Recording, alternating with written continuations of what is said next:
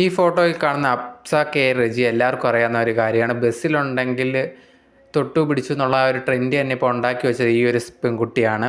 പക്ഷേ ഇവളുണ്ടെങ്കിൽ ആ ഒരു വ്യക്തിയുടെ മുഖം മറച്ചത് കൊണ്ട് വലിയ കേസിലോട്ടൊന്നും പോയിട്ടുണ്ടായിരുന്നില്ല. അതിനുശേഷം വലിയ ന്യായീകരണമായിട്ടൊക്കെ വന്നിട്ടുണ്ടായിരുന്നു. അങ്ങനെ ഇരിക്കുന്ന സമയത്താണ് ഇപ്പോൾ ലേറ്റസ്റ്റ് ആയിട്ട് ഞാനുണ്ടെങ്കിൽ ഈ ഒരു അപ്സയുടെ യൂട്യൂബ് ചാനൽ കാണാൻ ഇടയായിട്ടുണ്ട്. അതിനകത്ത് ഫസ്റ്റ് ഒരു വീഡിയോ ഇട്ടിട്ടുണ്ടായിരുന്നില്ല. ആ ഒരു വീഡിയോ ഒക്കെ ഇട്ടതിന് ശേഷം കുറച്ച് ദിവസങ്ങൾ കഴിഞ്ഞതിന് ശേഷം വേറൊരു വീഡിയോ അതിനകത്ത് ഇട്ടിട്ടുണ്ടായിരുന്നു. ആ ഒരു വീഡിയോ ഞാൻ ഇതിനകത്തൊന്ന് കാണിച്ചു തരാം, നിങ്ങളൊന്ന് കണ്ടു നോക്ക്.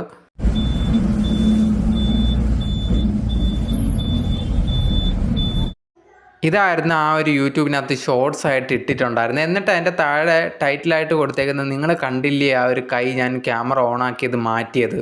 ഇത് കണ്ട സമയത്ത് എനിക്ക് അതിനകത്ത് ഒന്നും തന്നെ തോന്നിയിട്ടുണ്ടായിരുന്നില്ല. കമൻറ്റ് ബോക്സിൽ നോക്കിയപ്പോഴേ എല്ലാവരും അത് തന്നെയാണ് പറഞ്ഞിട്ടുണ്ടായിരുന്നത്. ഞങ്ങൾക്കൊന്നും തോന്നിയിട്ടില്ലായിരുന്നു എന്നുള്ളൊരു കാര്യം.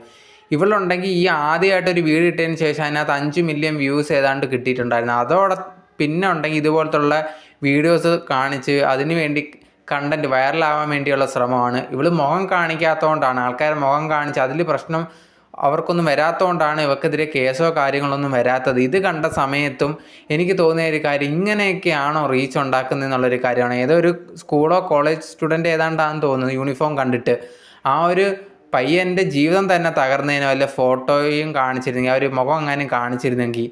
ഇങ്ങനത്തുള്ള കാര്യങ്ങൾ ചെയ്യുമ്പോൾ റീച്ചിന് വേണ്ടി ഇങ്ങനെയൊന്നും ചെയ്യാൻ നാണമില്ലേ എന്നാണ് എനിക്ക് പേഴ്സണലി തോന്നിയത്. ഇത് കാണുമ്പോഴത്തേന് ഇവരെ പോലുള്ളവരൊക്കെ നമ്മുടെ സമൂഹത്തിലുണ്ട്. എല്ലാവരും ഒക്കെ നോക്കിയൊക്കെ ബസ്സിൽ യാത്ര ചെയ്യുമ്പോൾ അടുത്ത് ഇതുപോലെയൊക്കെ ഉള്ളവർ വന്നിരുന്നു കഴിഞ്ഞാൽ നമ്മുടെ ജീവിതം തന്നെ തകർന്നു പോവും. പിന്നെ യഥാർത്ഥത്തിൽ ഇതേ കണക്ക് ബസ്സിനകത്ത് പ്രശ്നങ്ങളൊക്കെ ഉണ്ടാകുന്ന കുറേയധികം പെൺകുട്ടികളുണ്ട്.